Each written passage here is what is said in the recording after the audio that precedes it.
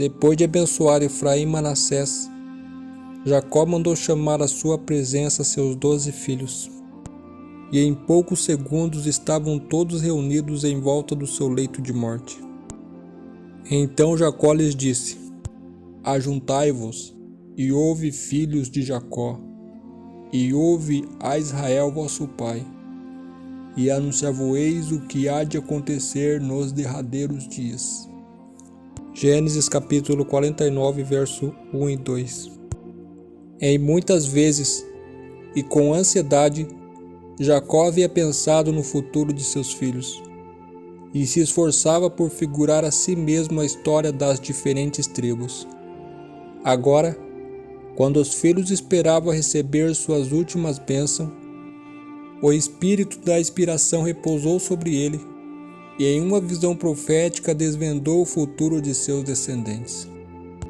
Assim, um após outro, os nomes de seus filhos foram mencionados, descrito o caráter de cada um, e de modo breve predita a futura história da tribo. Os 3 primeiros filhos de Jacó com Lia, citados profeticamente em Gênesis 49, foram Rubens, Simeão e Levi. Os 3 filhos mais velhos de Jacó já tinham se envolvido em faltas graves que acabaram por trazer consequências para sua descendência.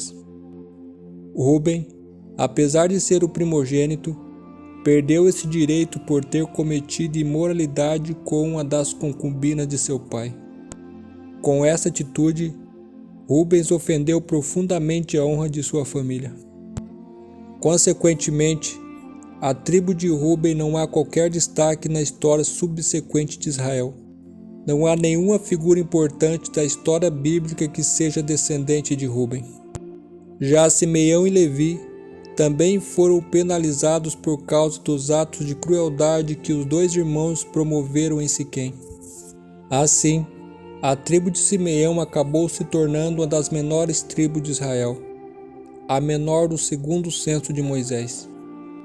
A tribo de Simeão não foi citada na bênção posterior de Moisés, e também não recebeu uma herança separada na divisão da terra prometida. Foram dados aos descendentes de Simeão apenas algumas cidades dentro do território de Judá. Assim, como Simeão, Levi também não recebeu o direito de um território próprio na terra prometida. A tribo de Levi foi espalhada pela terra, recebendo cidades nos territórios de outras tribos. Mas pela graça soberana de Deus, a tribo de Levi foi escolhida pelo Senhor para se ocupar nos cultos de Israel. Os levitas se tornaram uma tribo sacerdotal. O próximo filho a ser citado por Jacó foi Judá. A tribo de Judá se tornou a tribo mais preeminente na sequência da história bíblica.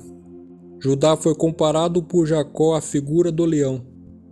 Essa analogia significa força, coragem, ousadia e também realeza. A linhagem do rei Davi pertencia à tribo de Judá. Logo, o Messias, Jesus Cristo, também veio da tribo de Judá. É por isso que muitas vezes a Bíblia cita Jesus como sendo o leão da tribo de Judá. Depois de Judá, Jacó abençoa Zebulon. Tal como na profecia de Jacó, na sequência da história israelita, a tribo de Zebulon se beneficiou muito dos comerciantes marítimos que percorriam seu território. O último filho de Lia a ser abençoado por Jacó foi Isacar. A tribo de Isacar foi uma tribo vigorosa, mas tal como na profecia de Jacó, acabou se sujeitando ao trabalho servil. Isso aconteceu quando a tribo de Isacar falhou em expulsar os cananeus de seu território e ainda foram subjugadas por eles. Na sequência da narrativa, temos a bênção de Jacó sobre os filhos que ele gerou através de suas concubinas, Bila e Zilpa. Dan foi comparada a uma serpente astuta que derruba inimigos maiores. E de fato, foi assim que a tribo de Dan, que apesar de pequena era muito agressiva. O juiz Sansão pertenceu à tribo de Dan.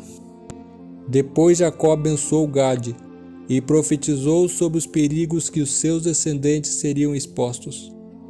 Mais tarde, a tribo de Gade ocupou um território que tinha por vizinhos os Amonitas e os Moabitas, inimigos históricos do povo de Israel.